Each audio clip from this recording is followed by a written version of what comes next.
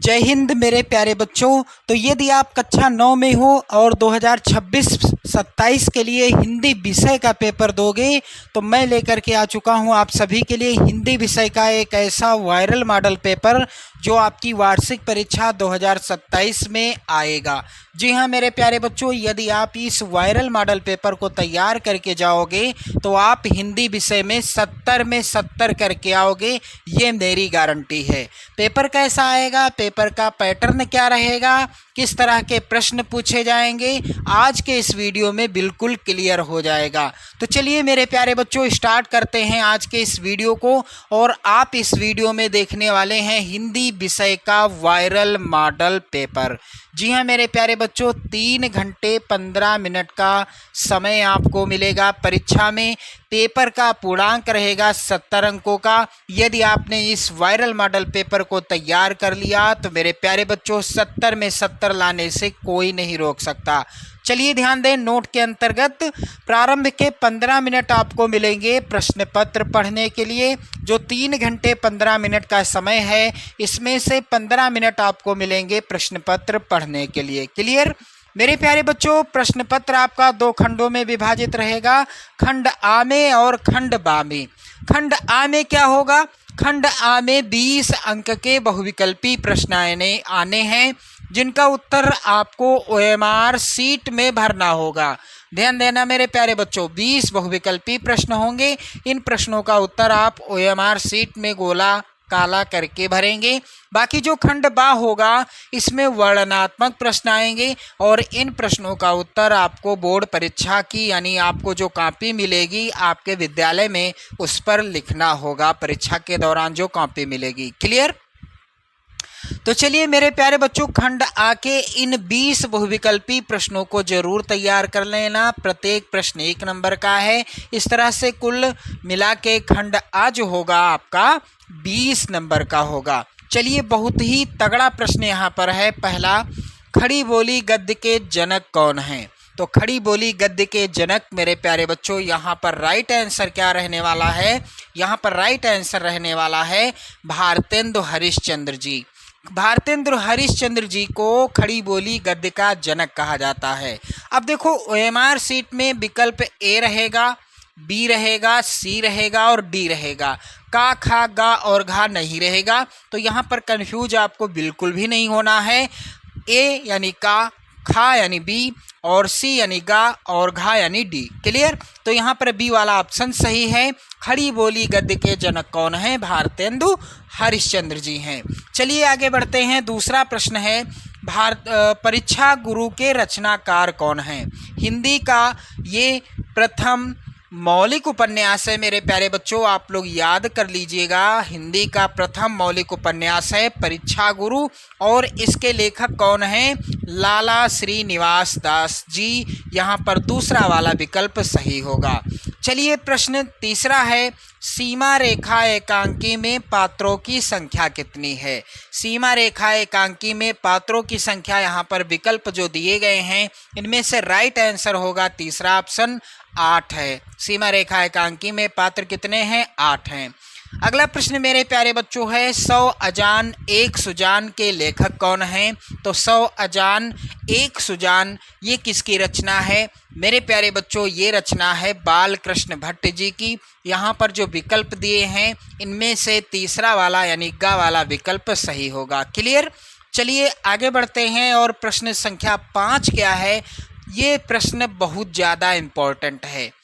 वैसे तो सभी प्रश्न इम्पोर्टेंट हैं लेकिन ये बहुत ज़्यादा इम्पोर्टेंट है। क्लियर? चलिए ध्यान दें मेरे प्यारे बच्चों, आनंद कादम्बिनी के संपादक कौन हैं? तो आनंद कादम्बिनी के संपादक यहाँ पर राइट आंसर क्या हो जाएगा? बद्री नारायण चौधरी प्रेमघन जी हैं। यहाँ पर घा वाला विकल्प सही होगा। आगे बढ़ते हैं। अगला प्रश्न है, पृथ्वीराज रासो प्रसिद्ध कृति है। पृथ्वीराज रासो ये आदिकाल की रचना है। एक चीज और याद कर लेंगे आप लोग, आदिकाल को वीर गाथा काल कहा जाता है, आदिकाल को चारण काल भी कहा जाता है। ये 3 नाम आप जरूर याद कर लेना, क्योंकि प्रश्न बन सकता है कि वीर गाथा काल किसे कहते हैं, आदिकाल को, या चारण काल के नाम से किसको जाना जाता है, तो आदिकाल को। क्लियर। अब देखो पृथ्वीराज रासो, ये प्रसिद्ध रचना है आदिकाल की, और ये रचना किसके द्वारा लिखी गई है, चंद बरदाई जी के द्वारा। यहाँ पर चौथा ऑप्शन सही होगा। अगला प्रश्न कह रहा है कि सुदामा चरित्र के रचनाकार कौन हैं, तो सुदामा चरित्र किसकी रचना है मेरे प्यारे बच्चों, सुदामा चरित्र रचना है नरोत्तम दास जी की। यहाँ पर चौथा विकल्प सही होगा। प्रश्न अगला है, बहुत ही ज़्यादा इम्पोर्टेंट प्रश्न रहने वाला है। कह रहा है हिंदी साहित्य को आदिकाल के लिए सिद्ध सामंत काल नाम दिया, यानी हिंदी साहित्य के आदिकाल को सिद्ध सामंत काल किसने कहा है, तो यहाँ पर राइट आंसर हो जाएगा राहुल साकृत्यायन ने। प्रश्न का तात्पर्य है कि हिंदी साहित्य के आदिकाल यानी वीर गाथा काल को सिद्ध सामंत काल के नाम से किसने कहा है, किसने पुकारा है, तो इसका उत्तर होगा राहुल साकृत्यायन जी ने। चलिए अगला प्रश्न है, वीर रस का स्थायी भाव क्या है, तो मेरे प्यारे बच्चों भय किस रस का स्थायी भाव है, आप याद कर लेंगे, भयानक रस का स्थायी भाव है। शोक किस रस का स्थायी भाव है, तो ये है करुण रस का स्थायी भाव। और क्रोध किस रस का स्थायी भाव है, तो क्रोध है रौद्र रस का स्थायी भाव। अब यहाँ पर ध्यान देना, वीर रस का स्थायी भाव क्या है, उत्साह है। तो मेरे प्यारे बच्चों तीसरा ऑप्शन आपका सही होगा। कई सारे प्रश्न क्लियर हो रहे हैं एक प्रश्न के साथ साथ, इसलिए आपको वीडियो को कंप्लीट देखना है। किस तरह के प्रश्न आने हैं, कैसे प्रश्न आने हैं, सारी चीज़ें आपकी जो है कन्फर्म हो जाएंगी। चलिए अगला प्रश्न है, तन अनुहरत सुचंदन खोरी श्यामक गौर मनोहर जोरी, प्रस्तुत काव्य पंक्ति में कौन सा छंद है, तो मेरे प्यारे बच्चों तन अनुहरत सुचंदन खोरी श्यामक गौर मनोहर जोरी प्रस्तुत काव्य पंक्ति में कौन सा छंद है, यहाँ पर है चौपाई छंद। और चौपाई छंद के प्रत्येक चरण में 16 मात्राएं होती हैं, आप लोग ये भी याद रखिएगा। अगला प्रश्न है, केकी रौकी नूपुर धुनि सुन जगती जगती की भूख प्यास। तो जहाँ पर एक शब्द 2 बार आए, जहाँ पर एक शब्द 2 बार आए और दोनों का अर्थ क्या हो जाए, अलग अलग हो जाए, अर्थ अलग अलग हो जाए, वहाँ पर होता है कौन सा अलंकार, वहाँ पर मेरे प्यारे बच्चों होता है यमक अलंकार। आपने यमक अलंकार का प्रसिद्ध उदाहरण पढ़ा होगा, कनक कनक ते सौगुनी मादकता अधिकाय। यहाँ पर भी 2 बार कनक है, लेकिन दोनों का अर्थ क्या है, अलग अलग है। एक का सोना है और दूसरे का धतूरा है। क्लियर। यहाँ पर भी जगती का अर्थ केकी रौकी नूपुर ध्वनि सुन जगती जगती की भूख प्यास, दोनों का अर्थ अलग अलग है, इसलिए यमक अलंकार है। क्लियर मेरे प्यारे बच्चों। चलिए आगे बढ़ते हैं। प्रश्न संख्या 12 है, माथा का तद्भव रूप क्या होगा। तो माथा का तद्भव रूप क्या हो जाएगा मेरे प्यारे बच्चों, माथा का तद्भव रूप हो जाएगा मस्तक। यहाँ पर चौथा ऑप्शन सही होगा।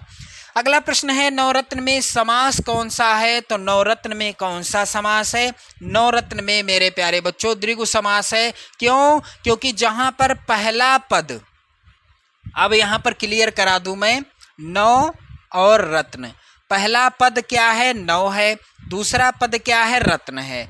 पहला पद जहां पर होता है संख्यावाची यानी गिनती बताने वाला, और दूसरा पद किसी समूह या समाहार का बोध कराए, वहां पर होता है द्विगु समास। मेरे प्यारे बच्चों यहाँ पर क्या रहेगा, द्विगु समास रहेगा।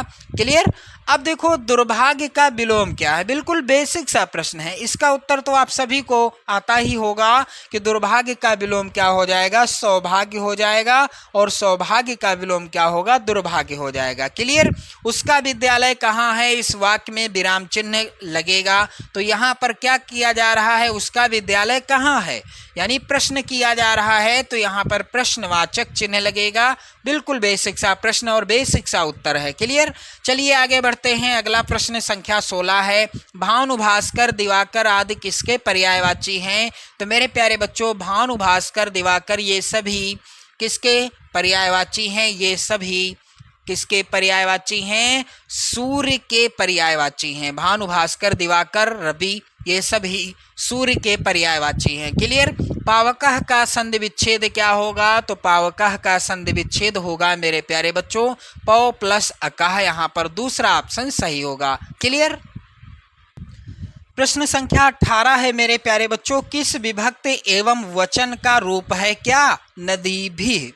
नदी भी किस विभक्ति एवं वचन का रूप है? तो इसका उत्तर हो जाएगा तृतीया विभक्ति बहुवचन का रूप है। अगला प्रश्न है, गच्छन्तु रूप किस लकार का है? तो मेरे प्यारे बच्चों गच्छन्तु रूप जो है ये लोट लकार का है। क्लियर? अब देखो अगला प्रश्न है, मैतैक्यम में संधि क्या है? तो मैतैक्यम में कौन सी संधि है? यहाँ पर वृद्धि संधि है, दूसरा ऑप्शन सही होगा। तो इस तरह के 20 प्रश्न आने हैं, प्रत्येक प्रश्न 1 नंबर का होगा। यदि आपने सभी प्रश्नों का उत्तर सही तरीके से और सही उत्तर OMR शीट में भर दिया तो पूरे ये 20 नंबर आपको जरूर मिलेंगे। राइटिंग का एक भी नंबर इसमें नहीं कटना है क्योंकि आपको OMR शीट भरना है। बस आपको OMR शीट भरने का तरीका अच्छे से पता होना चाहिए। चलिए ध्यान देना आगे, खंड बा। अब यहाँ से जो प्रश्न आएंगे इनका आपको उत्तर आपकी कॉपी पर लिखना होगा। क्लियर मेरे प्यारे बच्चों? प्रश्न संख्या 21 का है कि निम्नलिखित गद्यांशों में से किसी एक के नीचे दिए गए प्रश्नों के उत्तर दीजिए। यहाँ पर देख लो 2 गद्यांश आए हैं, 2 गद्यांश हैं। आपको करना क्या है? किसी एक गद्यांश को हल करना है, यानी किसी एक गद्यांश के नीचे दिए गए 3 प्रश्नों का उत्तर आपको लिखना है। कुल 6 नंबर का ये प्रश्न आएगा। तो यहाँ पर गद्यांश जो है, चलिए ध्यान दें आप लोग, आज उस दिन की बात याद करके मुझे जितनी ग्लानि हो रही है उसे प्रकट नहीं कर सकता। मैं उसे खोज निकालूंगा, यहाँ पर निकालूंगा होगा, और पैरों पर गिरकर अपना अपराध क्षमा कराऊंगा। वह कुछ लेगा नहीं, यह जानता हूँ। उसका जन्म यश वर्षा करने के लिए हुआ है। उसकी सज्जनता ने मुझे ऐसा आदर्श दिखा दिया है जो अब से जीवन पर्यंत मेरे सामने रहेगा। अब देखो पहला प्रश्न, उपर्युक्त गद्यांश का संदर्भ लिखिए। तो ये गद्यांश किस पाठ से लिया गया है? संदर्भ में आपको पाठ का नाम लिखना होता है, लेखक का नाम लिखना होता है। तो ये लिया गया है मंत्र कहानी से, यानी मंत्र शीर्षक पाठ से, और लेखक कौन है? मुंशी प्रेमचंद जी हैं। क्लियर मेरे प्यारे बच्चों? अब देखो इसके बाद रेखांकित गद्यांश की व्याख्या कीजिए।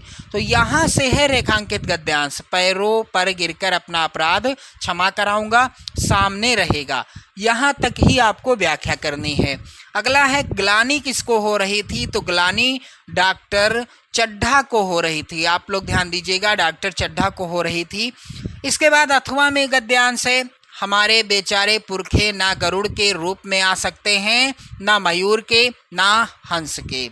उन्हें पितरपक्ष में हमसे कुछ पाने के लिए काक बनकर ही अवतीर्ण होना पड़ता है। इतना ही नहीं, हमारे दूरस्थ प्रियजनों को भी अपने आने का मधुर संदेश इनके कर्कश स्वर में ही देना पड़ता है। दूसरी और हम कावा और काँव काँव करने की अवमानना के अर्थ में ही प्रयुक्त करते हैं। क्लियर? तो ये जो गद्यांश है इसके पाठ का नाम आपको लिखना है, लेखक का नाम बताना है। तो ये गद्यांश लिया गया है गिल्लू शीर्षक पाठ से, और इस पाठ की लेखिका हैं महादेवी वर्मा जी। आप लोग ध्यान देना मेरे प्यारे बच्चों, महादेवी वर्मा जी के द्वारा लिखा गया ये पाठ है। तो आपको एक ही गद्यांश को हल करना है। रेखांकित गद्यांश की व्याख्या, इसमें भी रेखांकित गद्यांश की व्याख्या ही करनी है। फिर हमारे पुरखे पितरपक्ष में किसके रूप में आते हैं? तो हमारे पुरखे पितरपक्ष में कौवे के रूप में आते हैं। यहाँ पर लिखा हुआ है कौवे के रूप में आ सकते हैं। क्लियर? चलिए अब देखो इसके बाद अगला प्रश्न है प्रश्न संख्या 22 का, निम्नलिखित पद्यांश में से किसी एक के नीचे दिए गए प्रश्नों के उत्तर देना है आपको। पहला पद्यांश है मेरे प्यारे बच्चों, जब मैं था तब हरि नहीं, अब हरि हैं मैं नाही, सब अंधियारा मिटी गया, जब दीपक देखा माही। मेरे प्यारे बच्चों, व्यक्ति को ईश्वर के दर्शन क्यों नहीं होते हैं? क्योंकि व्यक्ति के अंदर अहंकार होता है। जिस कारण से वह ईश्वर के दर्शन नहीं पाता, क्योंकि जब मैं था तब हरि नहीं, यानी जब मेरे अंदर अहंकार था तब तक मुझे ईश्वर के दर्शन नहीं हुए। तो ये लिया गया है साखी शीर्षक पाठ से। रचना किसने की है साखी शीर्षक पाठ की? कबीर दास जी ने। क्लियर, ध्यान देना, रचयिता कबीर दास जी हैं। मेरे प्यारे बच्चों, एक एक साखी की व्याख्या मैंने बता दी है। आप लोग चैनल पर जाओ, चैनल पर आपको प्लेलिस्ट मिलेगी, आप वहां से बिल्कुल अपनी नोट्स तैयार कर सकते हो, बिल्कुल बेहतर नोट्स तैयार कर सकते हो। चलिए अगला है प्रस्तुत दोहे का शीर्षक एवं कवि का नाम लिखिए। तो मैंने आपको बता दिया साखी शीर्षक पाठ का नाम है, पाठ का नाम साखी है। और रचनाकार यानी लेखक कौन है या कवि कौन है? कबीर दास जी हैं। उपर्युक्त दोहे का भावार्थ लिखिए, उपर्युक्त दोहे का भावार्थ लिखिए, यानी अर्थ आपको लिखना है। अथवा में भी एक पद्यांश है, आप पहला नहीं करना चाहते तो दूसरा कर सकते हैं। 6 नंबर का ये भी प्रश्न आएगा। क्लियर, 13 वर्ष व्यतीत हो चुके, पर है मानो कल की बात, वन को आते देख हमें जब आर्त अचेत हुए थे तात। अब वह समय निकट ही है जब अवधि पूर्ण होगी वन की, किंतु प्राप्ति होगी इस जन की, इससे बढ़कर किस धन की। मेरे प्यारे बच्चों, ये जो है मैथिली शरण गुप्त जी के द्वारा लिखा गया है चैप्टर, और चैप्टर का नाम क्या है? मैथिली शरण गुप्त। चैप्टर का नाम क्या है मेरे प्यारे बच्चों? पंचवटी है।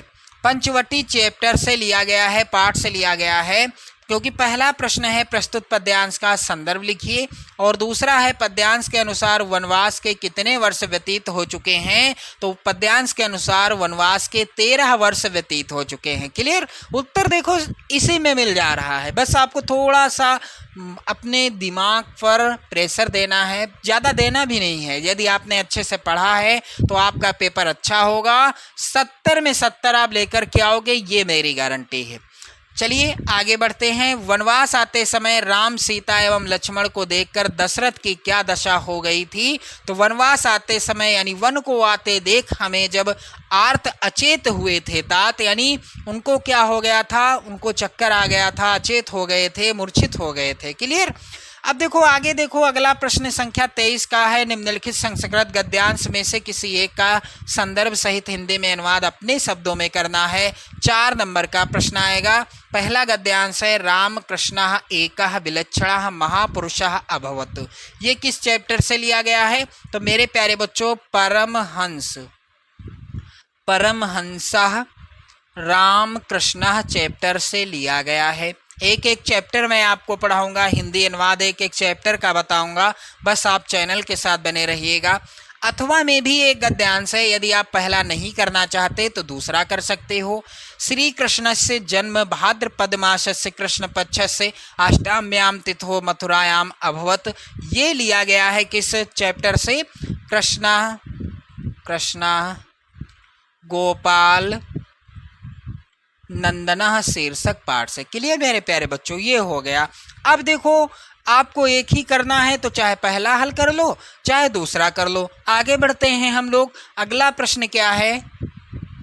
23 खा वाला प्रश्न है। निम्नलिखित संस्कृत पद्यांशों में से किसी एक का संदर्भ सहित हिंदी अनुवाद कीजिए। मेरे प्यारे बच्चों, 4 नंबर का ये प्रश्न आएगा। तो यहाँ पर क्या है? सत्यव्रतम सत्यपरम त्रिय सत्यम सत्यस्य योनिम निहितम चा सत्ये सत्यस्य सत्यम रत सत्य नेत्रम सत्यात्मकम त्वाम शरणम प्रपन्नः। मेरे प्यारे बच्चों ध्यान देना, वंदना शीर्षक पाठ से लिया गया है पहला ये पद्यांश। अब देखो अथवा में भी है अक्रोधेन जयेत क्रोधम साधुम साधुना जयेत। ये जो है ये लिया गया है सुभाषी तान शीर्षक पाठ से। क्लियर, अब देखो इसके बाद वैसे तो आपको एक ही हल करना है, यानी एक का ही आपको क्या करना है? संदर्भ लिखना है और हिंदी अनुवाद करना है। 4 नंबर आपको मिल जाएंगे। क्लियर, अब देखो अगला प्रश्न है। लक्ष्मी का स्वागत एकांकी के एकमात्र स्त्री पात्र रोशन की माँ का चरित्रांकन कीजिए। 5 नंबर का ये प्रश्न आना है। चलिए अथवा में भी प्रश्न है। दीपदान एकांकी की प्रमुख स्त्री पात्र का चरित्र चित्रण कीजिए। इसके बाद आप देखेंगे अगला प्रश्न है ये जो है प्रश्न संख्या 25, निम्नलिखित लेखकों में से किसी एक का जीवन परिचय देते हुए उनकी किन्हीं दो रचनाओं का नाम लिखिए। 4 नंबर का ये प्रश्न आएगा। अब मेरे प्यारे बच्चों, प्रताप नारायण मिश्र, मुंशी प्रेमचंद और हजारी प्रसाद द्विवेदी सभी इम्पोर्टेंट हैं। इन सभी का जीवन परिचय और इनकी 2 रचनाओं के नाम आप जरूर याद कर लेना। क्लियर। अगला है प्रश्न 25 खा, निम्नलिखित कवियों में से किसी एक का जीवन परिचय देते हुए उनकी किन्हीं 2 रचनाओं का नाम लिखना है। तो कबीरदास, मीराबाई और मैथिली शरण गुप्त, इन तीनों कवियों का जीवन परिचय मोस्ट इम्पॉर्टेंट है, आप तैयार कर लेंगे और इनकी 2 रचनाओं के नाम भी तैयार कर लेंगे। 4 नंबर का प्रश्न आएगा। चलिए अगला प्रश्न है, अपनी पाठ्य पुस्तक से कंठस्थ किया हुआ कोई एक श्लोक लिखिए जो इस प्रश्न पत्र में ना आया हो। तो ये प्रश्न 2 नंबर का आएगा। निम्नलिखित में से किन्हीं 2 प्रश्नों के उत्तर संस्कृत में दीजिए। 4 नंबर का ये प्रश्न आएगा। ये सभी प्रश्न आप तैयार कर लेंगे। भक्तस्य किम स्वरूपः अस्ति, रामः कस्मिन् वंशे उत्पन्नः आसीत् और रामकृष्ण परमहंसा की दृशा पुरुषा आसीत। अगला है श्री कृष्ण जन्म कदा अभवत। तो ये जो है आप इसका उत्तर तो गद्यांश एक दिया है उसमें आपको मिल जाएगा। चलिए प्रश्न संख्या 28 है, निम्नलिखित मुहावरे एवं लोकोक्ति में से किसी एक का अर्थ बताते हुए वाक्य प्रयोग आपको करना है। 2 नंबर का ये प्रश्न आएगा। तो आकाश पाताल एक करना, एक अनार 100 बीमार, अपना हाथ जगन्नाथ और आम के आम गुठलियों के दाम। क्लियर, ये हो गया। अब देखो अगला प्रश्न है, निम्नलिखित में से किन्हीं 2 वाक्यों का संस्कृत में अनुवाद आपको करना है। 4 नंबर का ये प्रश्न आएगा। तो हम लोग विद्यालय जाते हैं, तुम नदी को देखो, वाराणसी गंगा तट पर स्थित है, विनय मनुष्य का भूषण है, सीता घर जाती है। इस तरह के वाक्य आएंगे। अगला प्रश्न है, छात्रवृत्ति के लिए एक प्रार्थना पत्र लिखिए। 5 नंबर का ये प्रश्न आएगा। और अथवा में प्रश्न है, प्रधानाचार्य को पत्र लिखिए जिसमें आकस्मिक आकाश लिखा है, यहाँ पर अवकाश है तो एक प्रार्थना पत्र लिखना है जिसमें आपको 2 दिन का अवकाश चाहिए। चलिए इस तरह का पेपर आएगा आपका और आप 70 में 70 जरूर टारगेट करके चलिएगा। चैनल को सब्सक्राइब कर लीजिएगा और वीडियो को लाइक शेयर भी कर दीजिएगा। इसी तरह से कई वायरल मॉडल पेपर मैं आपको प्रोवाइड कराऊंगा ताकि आपका टारगेट बिल्कुल अच्छे से मिल सके। जय हिंद।